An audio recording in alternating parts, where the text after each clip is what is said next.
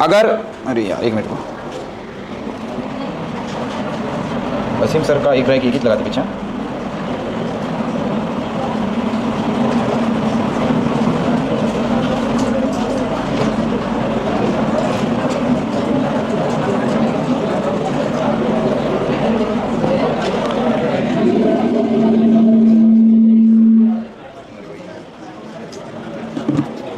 देखो body can be charge by 3 different method, conduction, induction, friction.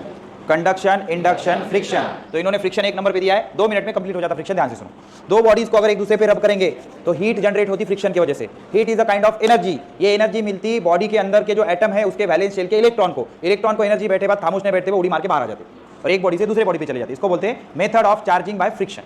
दो bodies एक दूसरे पे रब करेंगे तो हीट जनरेट होगी, तो heat is a form of energy. वो एनर्जी मिलेगी इलेक्ट्रॉन को, इलेक्ट्रॉन एनर्जी लेके जंप करके बाहर आ जाएंगे। समझ आ गया? अब बॉडी के नेचर पे डिपेंड करता है कौन इलेक्ट्रॉन देगा कौन इलेक्ट्रॉन लेगा। जैसे कि देखो, if we rub one body with another body, electrons are transferred from one body to other. Okay, तो मान लो ग्लास का रॉड सिल्क के क्लॉथ पे घिसे आपने, तो क्या हो जाता? ग्लास में से इलेक्ट्रॉन सिल्क पे चले जाते। अब यहां पे ऐसे नहीं बोल सकते कि क्यों क्यों चले जाते, समझ में आ रहा है कि नहीं? बिकॉज वो ऑब्जर्वेशन है, हर बार ऐसे ही होता है। जब ग्लास का रॉड घिसेंगे सिल्क क्लॉथ पे तो ग्लास के इलेक्ट्रॉन सिल्क पे चले जाते। अच्छा, ये जो नाटक रहता है इलेक्ट्रोनेगेटिविटी का, केमिस्ट्री में अच्छे से पढ़ोगे आप। इलेक्ट्रोनेगेटिविटी मतलब फ्लोरीन की सबसे ज्यादा रहती। हाँ, good, very good, very good. Okay, तो ग्लास रॉड सिल्क क्लॉथ पे घिसेंगे तो इलेक्ट्रॉन किधर चले जाते? सिल्क पे। तो इस पे कौन सा चार्ज? नेगेटिव, इस पे पॉजिटिव। उलन का क्लॉथ रबर पे घिसेंगे, अंबर इज अ मटेरियल, जैसे ग्लास रहता है वैसा अंबर। ओके, प्लास्टिक ऑब्जेक्ट्स इस पे अगर घिसेंगे तो क्या हो जाएगा? उलन क्लॉथ के इलेक्ट्रॉन इस पे चले जाएंगे, तो इस पे कौन सा चार्ज? नेगेटिव, इस पे पॉजिटिव।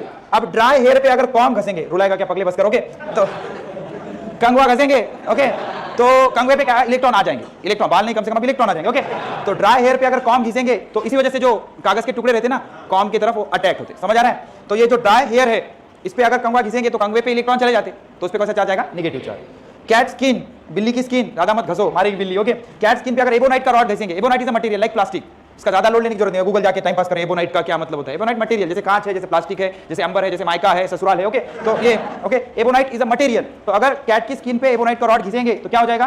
कैट के स्किन से एबोनाइट के रॉड पे इलेक्ट्रॉन जाएंगे, नेगेटिव चार्ज है, पॉजिटिव चार्ज। यही कहानी होती, cloud get charge due to friction. यहाँ तो बहुत बिजलियां चमकती रही हमारे कॉलेज में। ओके, तो क्लाउड एक दूसरे पे घिसेंगे तो बहुत सारा फ्रिक्शन होगा, फ्रिक्शन की वजह से सडनली इतना सारा चार्ज जनरेट होता। फिर वो चार्ज क्या करता? न्यूट्रलाइज होने के लिए जमीन ढूंढता, तो जमीन ढूंढता तो ऊपर से चार्ज नीचे गिरता, उसी को बिजली गिरना कहते हैं, बिजली कड़क रही थी। समझ में आ रहा है कि नहीं? तो ये सारा सीन है, समझ में आ गया? एक बॉडी को दूसरे बॉडी पे घिसेंगे तो एक बॉडी से दूसरे बॉडी पे इलेक्ट्रॉन चले जाएंगे, जिस पे जाएंगे उस पे नेगेटिव चार्ज, जिससे जाएंगे उस पे पॉजिटिव। सिंपल है, ये सारी कहानी हीट की वजह से। ओके, टेबल कॉपी कर लो, बाकी का मंडे देखेंगे। वीडियो देख लेना।